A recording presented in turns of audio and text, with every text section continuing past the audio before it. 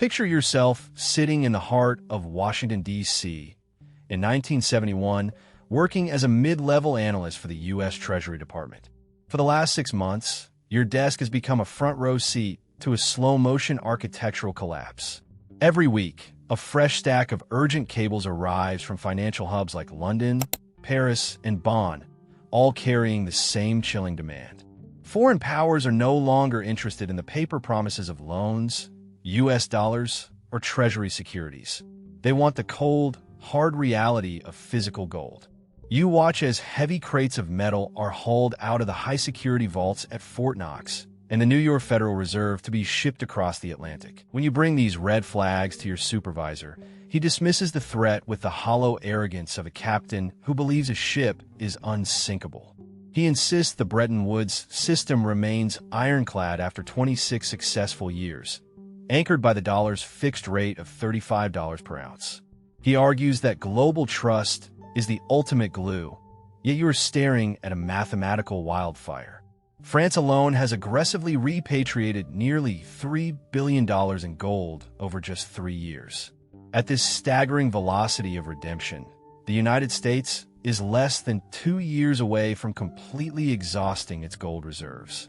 While the leadership basks in a false sense of security, the ledger shows a superpower running out of time. The pressure was mounting as Britain began making discreet inquiries, and even the traditionally cautious Switzerland ramped up its requests to convert paper into bullion. The global architecture was no longer merely shaky. It was a structural engine losing its lifeblood at a terminal rate. This crisis culminated on August 15, 1971, when President Nixon appeared on national television to announce the temporary suspension of the dollar's convertibility into gold. He dismissed the move as a simple technical adjustment, leaning heavily on the word temporary to soothe the public.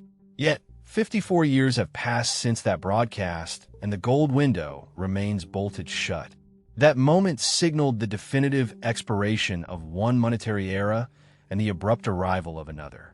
The unsettling reality is that while workers and pensioners were left in the dark, an elite circle of central bankers, finance ministers, and sovereign wealth managers saw the tectonic plates shifting and reposition themselves long before the crash.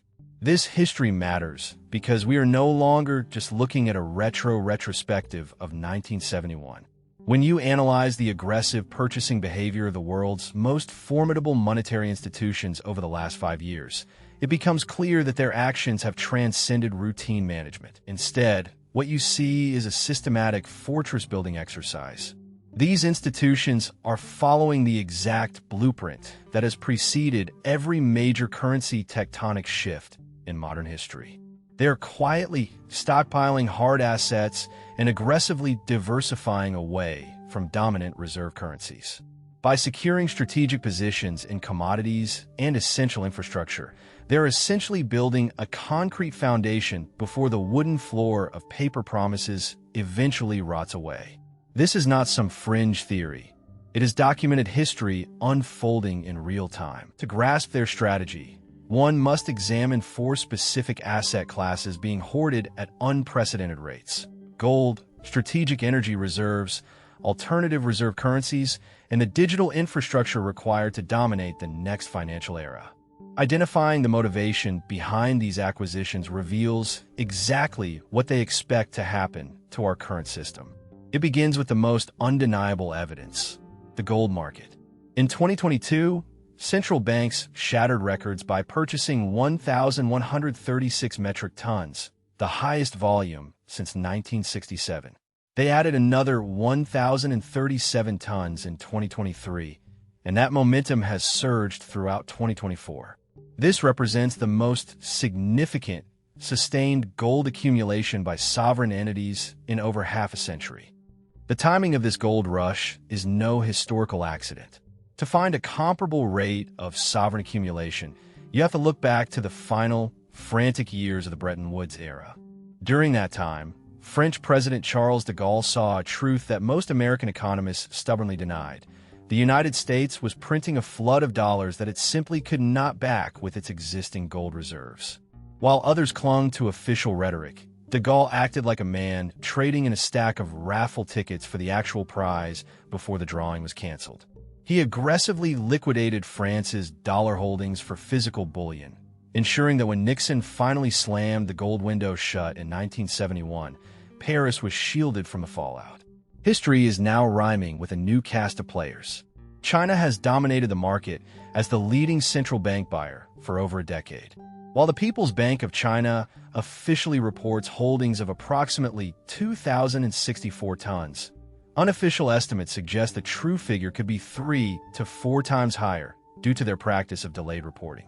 Meanwhile, Russia has tripled its reserves since 2008, and Turkey has maintained a relentless pace of acquisition following its 2018 currency crisis. Even Poland joined the surge, acquiring 130 tons in 2023 alone, marking the most significant gold purchase in the nation's modern history. The global accumulation continues as India quietly bolsters its gold reserves every quarter, while Singapore has also been steadily expanding its bullion position. These are serious monetary institutions making calculated, heavyweight decisions. To grasp the gravity of this shift, one must understand that central banks do not behave like retail speculators. They aren't chasing a price rally. Instead, they're systematically gutting their portfolios of financial assets they no longer trust. When a central bank offloads U.S. Treasury bonds, even those paying a 4% yield, to acquire a metal that pays nothing, they're casting a definitive vote of no confidence. It is a fundamental choice to prioritize a physical anchor over a digital promise. Traditionally, reserves exist to defend a currency, settle international trade, and provide a buffer during systemic shocks. For decades, the dollar was the undisputed cornerstone of this architecture because the United States was the world's largest economy, its safest debtor, and its most stable political entity. Today, all three of those foundational assumptions are being aggressively questioned by the very institutions that once relied on them. The numerical reality is increasingly difficult to ignore, with the national debt having surged past $35 trillion and a debt-to-GDP ratio that now exceeds 120%. This fiscal strain is compounded by a political system that has demonstrated repeated dysfunction. However, the most significant shift occurred with the weaponization of the dollar through aggressive sanctions. The freezing of Russian reserves in 2022 served as a stark revelation for central bankers, proving that dollar reserves held within Western institutions are not neutral. Instead, they operate more like a subscription service that can be canceled at any moment by Washington. This single act forced every non-allied nation to realize that their wealth is only safe as long as they maintain political alignment with the United States. In contrast, gold cannot be frozen or sanctioned by a foreign power. When a physical metal sits in your own vault, it is the only reserve asset that truly belongs to you. This is why central banks are hoarding it. They aren't just predicting a collapse, they are preparing for one. Yet, while gold is the visible shield, a second asset class, strategic energy reserves, is being accumulated far more quietly. This shift centers on the accumulation of physical energy reserves. In 2023, China made a massive strategic move by adding over 400 million barrels to its strategic petroleum reserve, pushing its total holdings to approximately 950 million barrels. This surge has solidified China's position as the owner of the second largest reserve on Earth. These acquisitions were executed with minimal public disclosure through state-owned enterprises, carefully timed to exploit periods of relatively low oil prices. This is not routine procurement. It is deliberate strategic positioning. History shows that every major monetary crisis of the last 100 years has been paired with an energy shock. The 1973 oil embargo fueled post-Bretton Woods inflation, while the 1979 shock triggered systemic stagflation. We saw this again when the 2008 oil price peak hit alongside the global financial crisis, and most recently in 2022, when the European energy crisis accompanied the sharpest inflation spike in 4 decades. These correlations exist because currency is merely a claim on real goods, and energy is the fundamental spark required to produce them.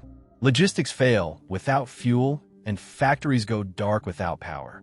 When the energy supply chain breaks, the actual purchasing power of money inevitably collapses. We saw the brutal reality of this imbalance in 2022 when Sri Lanka's foreign exchange depleted entirely. Unable to pay for fuel imports, the government disintegrated in mere months. This same energy-driven paralysis has previously dismantled the institutional foundations of Lebanon and Venezuela. Today, the world's most powerful players are aggressively accumulating reserves because they anticipate a period where trade flows turn hostile and energy prices become wild and unpredictable. They no longer trust the legacy system to function. China, the planet's largest oil importer, is the primary actor here. With domestic production covering barely 30% of its massive consumption, any disruption to dollar-based trade or shipping lanes is an existential threat. To keep its economy breathing, Beijing knows it must store the very air it breathes, energy. To shore up this vulnerability, Russia is aggressively constructing direct supply infrastructure to feed the Chinese industrial engine. The Power of Siberia pipeline stands as the crown jewel of this effort, pumping natural gas across overland routes that remain completely immune to naval blockades. This is not a standard commercial exchange. It is a masterclass in strategic redundancy. Simultaneously, China has been hoarding grain at levels not witnessed since the Mao era, with official estimates suggesting they now control over 50% of the entire planet's wheat and corn stockpiles. These are not profit-seeking trades, but a massive investment in national resilience. When sovereign funds abandon the markets to stack physical commodities, their actions broadcast a clear warning. They no longer trust the fragile stability of global trade. They are choosing the heavy reality of a grain silo over the hollow promise of a digital receipt. This pivot toward physical possession marks the arrival of our third asset class, alternative reserve currencies. While subtle, this shift is monumentally significant. For the first time since World War II, central banks are systematically purging the US dollar from their vaults. In 2000, the greenback represented 71% of global reserves, but that dominance is finally fracturing. By 2023, that dominant share had cratered to 58%, marking a staggering 13 percentage point decline in just 23 years. At this current velocity, we are on track to see dollar reserves plunge below the 50% threshold within the next decade. For the first time since 1945, the greenback will no longer hold the majority stake in the global financial vault. This raises an urgent question. Where exactly is the capital fleeing? While some liquidity has flowed toward the euro, the currency is weighed down by deep structural fractures, including aggressive monetary expansion by the European Central Bank, towering sovereign debt, and fragile political cohesion across the eurozone. Other flows have targeted the Chinese yuan, which has climbed from zero in 2010 to approximately 2.5% of global reserves today in an accelerating trend. But the most fascinating development lies elsewhere. The bulk of diversification is pouring into what the IMF classifies as other currencies: the Australian dollar, Canadian dollar, Swiss franc, Swedish krona, and South Korean won. These once marginal players now command nearly 10% of global reserves, up from a mere 2% in 2000. It is as if central banks are no longer looking for a new king, but are instead scattering their treasure across many small islands to survive a rising tide. Central banks are not flocking to the yuan because it remains non-convertible and Chinese capital markets are far from open. They avoid the euro for the same reason. It has consistently exposed its own structural fragilities. Instead, the world's most sophisticated financial institutions are quietly spreading their wealth across smaller, stable nations that possess low debt, ironclad institutions, and massive natural resource bases. Specifically, countries like Australia, Canada, Switzerland, and Singapore have become the new safe harbors. This is a massive hedge against systemic failure. History shows that every king eventually falls. Before the dollar, the British pound reigned for a century, yet its power eroded steadily from 1914 to 1956. By the time the Suez Crisis made its downfall obvious, the smartest players had already moved their chips. Modern central banks have learned this lesson, exiting the burning theater of U.S. Treasury bonds while liquidity remains and buyers are still found. They are preparing for a multipolar monetary world where no single paper claim dictates reality. This leads us to our fourth asset, digital currency infrastructure. The final asset class in this transition is not a commodity or a currency, but rather the fundamental infrastructure of the system itself. Over the past 5 years, more than 130 countries have entered active development on central bank digital currencies, or CBDCs. China's digital yuan has already reached widespread pilot use, while the European Central Bank has released a formal digital euro timeline and the Bank of England has published comprehensive digital pound papers. It is crucial to understand what CBDCs actually represent. They are not cryptocurrencies like Bitcoin. In fact, they function as the polar opposite. A CBDC is a fully centralized, fully programmable, and fully surveilled form of government money. Through this ledger, a central bank gains direct visibility into every transaction, knowing who paid whom, for what, and exactly when. This infrastructure allows authorities to impose negative interest rates directly on your deposits, program money to expire if it is not spent within a certain time frame, or restrict the purchase of specific goods. They can even freeze accounts instantly without any judicial process. These capabilities are not conspiracy. They are explicitly described in central bank white papers and documents from the Bank for International Settlements. For monetary authorities, central bank digital currencies represent the ultimate solution to the nagging problem of imperfect control. Under the legacy banking model, money lives as fragmented deposits in private institutions, leaving central banks to steer the ship indirectly through interest rates. This traditional architecture is essentially a leaky bucket, where citizens maintain the freedom of cash anonymity, the ability to shift capital across borders, and the option to store wealth entirely outside the formal net. CBDCs change the game by sealing every exit. In this new paradigm, cash is abolished, and the concept of a financial outside vanishes as every single unit of currency is tethered to a centralized government ledger. Why does this matter so much for the coming currency resets? Historically, monetary transitions have been defined by sheer chaos, marked by bank failures, black markets, and a desperate public rush into hard assets as the state loses its grip. CBDC infrastructure is designed to bypass this turmoil, acting as a controlled environment for a managed transition. By automating currency conversion at government-dictated rates and mandating CBDCs for all legal economic activity, the state can effectively lock the doors and prevent capital flight before it even begins. This deliberate development of CBDC infrastructure serves an explicit purpose. Central banks are building the escape hatches for a system they know must eventually transform. It is no coincidence that the nations moving most aggressively into digital currencies, China, Russia, and India, are the same ones hoarding gold and diversifying their reserves. They are simultaneously constructing a digital cage for domestic control while stacking physical hedges to survive the transition. Why is this shift inevitable? Because every currency system eventually collides with mathematical constraints that make the status quo politically impossible. When governments habitually spend more than they collect, they bridge the gap with debt.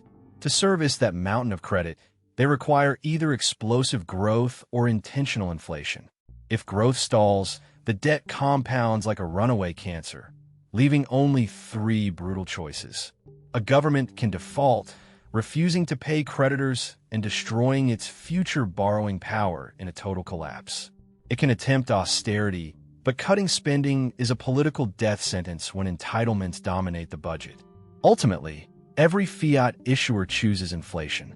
They print money to devalue the debt, opting for a path that slowly dissolves the public's purchasing power rather than triggering a sudden, explosive failure. The United States currently faces a staggering $35 trillion in national debt, with annual interest payments now exceeding $1 trillion. To service this mountain of liability without drastic spending cuts, the system requires suppressed interest rates.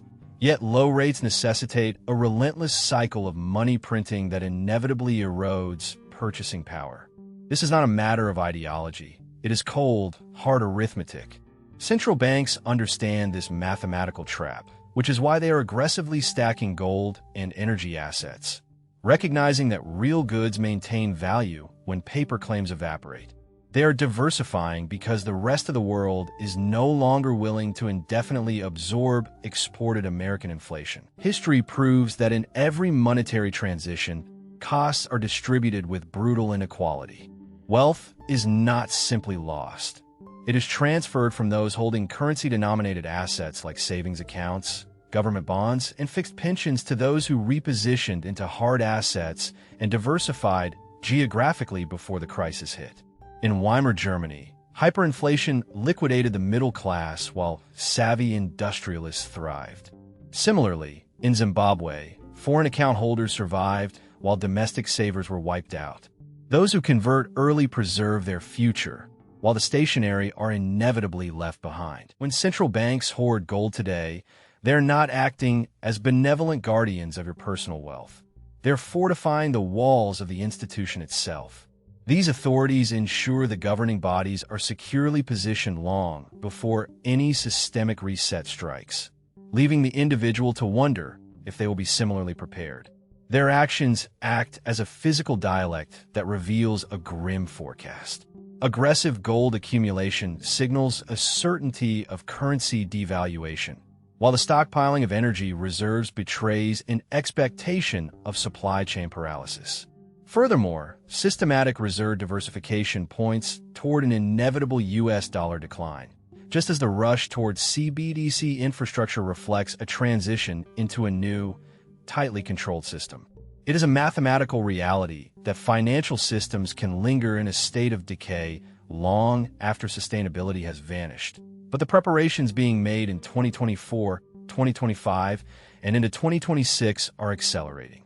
History proves that official warnings never arrive in time. The Nixon shock of 1971, which ended Bretton Woods and severed the dollar's link to gold at $35 per ounce, occurred without a single advisory. To preserve wealth, one must ignore the rhetoric and watch the movements of the masters.